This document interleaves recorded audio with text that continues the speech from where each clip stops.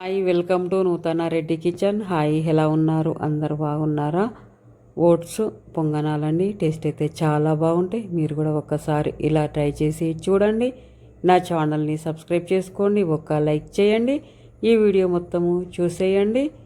Oats పొంగనాలు super టేస్ట్గా ఉంటాయండి. ఇవి ఓట్స్ అండి, కొలత ప్రకారమే తీసుకోవాలండి. డబ్బా అయినా సరే, గ్లాస్ అయినా సరే అండి. నేనైతే స్టీల్ డబ్బాతో అయితే తీసుకుంటున్నాను. 2 డబ్బాల ఓట్స్ తీసుకుంటున్నానండి. ఇలా కొలత ప్రకారము తీసుకుంటే చాలా బాగా వస్తాయండి. ఓట్స్ గుంత పొంగనాలు అయితే సపోలా ఓట్స్ అండి. ఇవి 2 డబ్బాలు అయితే తీసుకుంటున్నాను. సగం డబ్బా కొద్దిగా ఎక్కువ అండి రవ్వ తీసుకోవాలండి. బొంబాయి రవ్వ తీసుకొని కలుపుకోవాలి. ఇవి బాగా కలిసే విధంగా కలుపుకోవాలండి. కలుపుకున్న తర్వాత ఒక స్టీల్ డబ్బా పెరుగు, ఒక డబ్బా వాటరు పోసుకోవాలి. పోసుకొని కలుపుకోవాలి.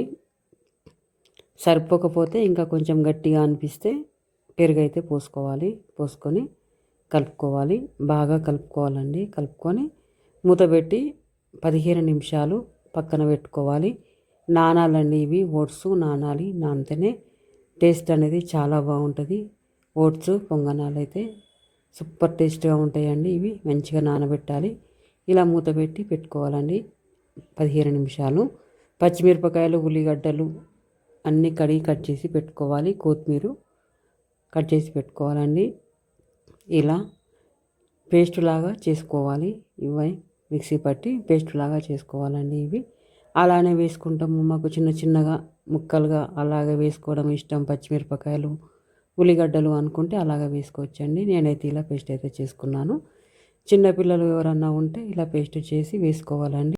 ఓట్స్ నానిన తర్వాత ఇలా మెత్తగా అయిపోతుందండి. ఇలా అయిపోయిన తర్వాత జీలకర్ర, ఉప్పు, పచ్చిమిరపకాయల పేస్ట్ వేసుకొని బాగా 10 నిమిషాలు కలుపుకోవాలండి. కలుపుకున్న తర్వాత స్టవ్ ఆన్ చేసి స్టవ్ పైన గుంత పొంగనాల ప్యాన్ అయితే పెట్టుకోవాలండి.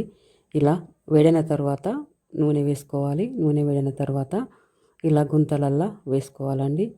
వేసుకొని అటు ఇటు కాల్చుకోవాలండి. మంచిగా కాల్చుకోవాలి. మంటనైతే మీడియం ఫ్లేమ్లో, లో ఫ్లేమ్లో పెడుతూ కాల్చుకోవాలండి. హైలో అయితే పెట్టొద్దండి. పచ్చిమిరపకాయలు, ఉల్లిగడ్డలు మిక్సీ పట్టేటప్పుడు 5 వెల్లుల్లిపాయలు, ఒక అల్లం ముక్క వేసుకొని మిక్సీ పట్టుకోవాలండి. ఆ పేస్ట్ను అయితే ఈ పొంగనాల పిండిలా వేసుకొని కలుపుకోవాలి. కొత్తిమీర వేసుకోవాలండి. వేసుకొని కలుపుకోవాలండి. బాగా కలుపుకోవాలి. ఎంత మంచిగా కలుపుకుంటే పొంగనాలు అయితే అంత బాగా వస్తాయండి. ఒక 10 నిమిషాలన్నా కలుపుకోవాలండి. పిండిని అయితే అలా కలుపుకుంటే చాలా బాగా వస్తాయండి పొంగనాలు. ఇలా అటు ఇటు కాల్చుకోవాలండి. మంచిగా కాల్చుకోవాలి. కాలిన తర్వాతనే తీయాలండి. ఇంకో సైడ్కి తిప్పుకోవాలి, లేకపోతే అతుకుపోతాయండి. మంచిగా కాలిన తర్వాతనే ఇంకో సైడ్కి తిప్పుకొని మంచిగా కాల్చుకోవాలండి 2 సైడ్లా. చాలా బాగుంటాయండి. టేస్ట్ చేసుకోవడం కూడా చాలా ఈజీ అండి. ఓట్స్ పొంగనాలు అయితే ఉప్పు, కారం అయితే కరెక్ట్గా వేసుకోవాలండి. చట్నీ చేసుకోవాలి అనుకుంటే పచ్చిమిరపకాయలు కొంచెము తక్కువ వేసుకోవాలండి.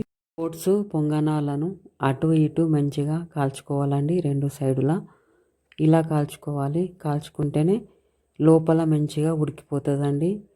లేకపోతే సరిగా ఉడకదు. మంచిగా కాల్చుకోకపోతే ఉడకదండి. అటు ఇటు మంచిగా ఇలా కాల్చుకొని గిన్నెలోకి అయితే వేసుకోవాలండి. ఓట్స్ పిండి మొత్తము ఇలానే గుంత పొంగనాలు వేసుకోవాలండి.